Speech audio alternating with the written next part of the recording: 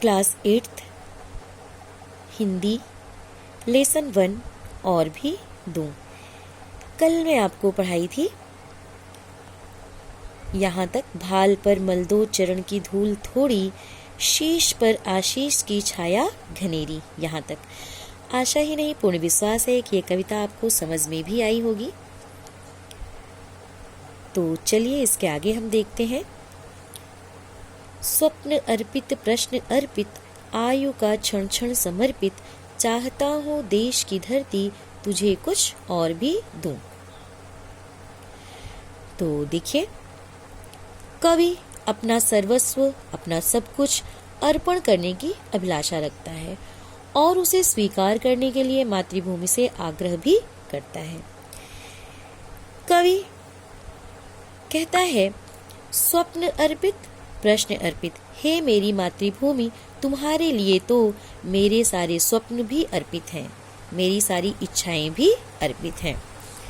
हर एक व्यक्ति की अपने जीवन को लेके कुछ इच्छाएं होती हैं, कुछ स्वप्न होते हैं, तो वैसे ही कवि के भी हैं, लेकिन वह सारी इच्छाएं, वह सारे स्वप्न कवि समर्पित कर रहा है किसको? अपनी मातृभूमि को।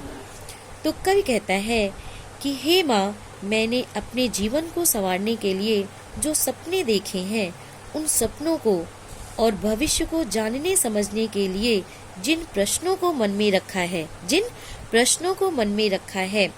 उन प्रश्नों को तथा अपने जीवन के प्रत्येक पलों को, आयु मतलब होता है, आयु मीन्स होता है उम्र, आयु मीन्स उम्र।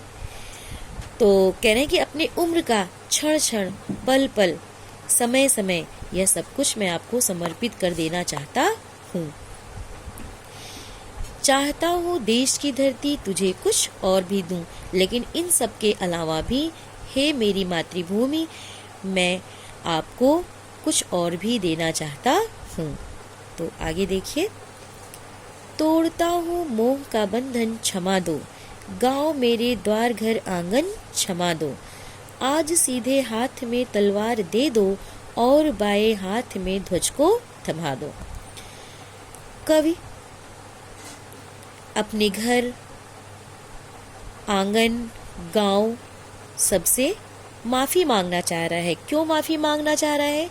क्योंकि वह इन सब से अपना मोह का बंधन, अपनी ममता का बंधन तोड़ रहा है, इन सबको त्याग कर रहा है। क्यों त्याग कर रहा है? क्योंकि यह अपने देश की रक्षा के लिए, अपनी इस मातृभूमि के लिए इन सबको त्याग कर रहा है, इन सबको छोड़ रहा है। तो आगे देखिए, आज सीधे हाथ में तलवार दे दो और बाएं हाथ में ध्वज को थमा दो। कवि कह रहा है कि आज मेरे दाहिने हाथ में तलवार दे दो और बाएं हाथ में क्या दो? ध्वज को थमा दो, ध्वज को पकड़ा दो। ध्वज मीन्स होता है झंडा। झंडा लेने का मतलब, झंडा हम युद्ध में तब लेते हैं जब हमारी विजय होती है, देश के जयगान के लिए, देश के विजय के लिए, अपने झंडे को ऊंचा करने के लिए। तो कवि भी अपने देश के झंडा को ऊंचा करने के लिए एक हाथ में ध्वज भी ले रहा है। आगे देखिए, ये सुमन लो यह चमन लो, ये सुमन लो यह चमन लो, नीड़ का तृण तृण समर्पित, चाहता हूँ देश की धरती तुझे कुछ और भी दूं। सुमन मीन्स होता है फूल, चमन मीन्स होता है बगीचा, नीड़ मीन्स होता है घोंसला और तृण तृण मीन्स होता है, तृण तृण मीन्स तिनका तिनका। कवि कहता है कि हे माँ, हे मेरी मातृभूमि, यह फूलों के समान, हे मेरी मातृभूमि, हे माँ, यह फूलों के समान जीवन रूपी सुख, यह सुंदर बगीचे जैसा देश और तिनका तिनका चुनकर बनाया गया सपनों का संसार सा मेरा घर, यह सब मैं तुम्हें तुम्हारी रक्षा के लिए समर्पित करना चाहता हूँ। चाहता हूँ देश की धरती तुझे कुछ और भी दूं।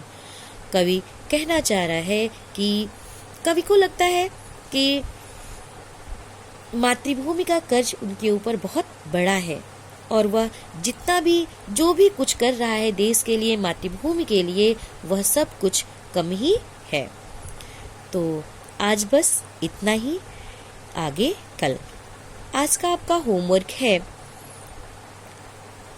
यहाँ से देखिए, मन समर्पित, तन समर्पित से लेकर रक्त का कण कण समर्पित, आप यहाँ तक इसकी संदर्भ प्रसंग सहित व्याख्या करेंगे। तो आज बस इतना ही। Thank you.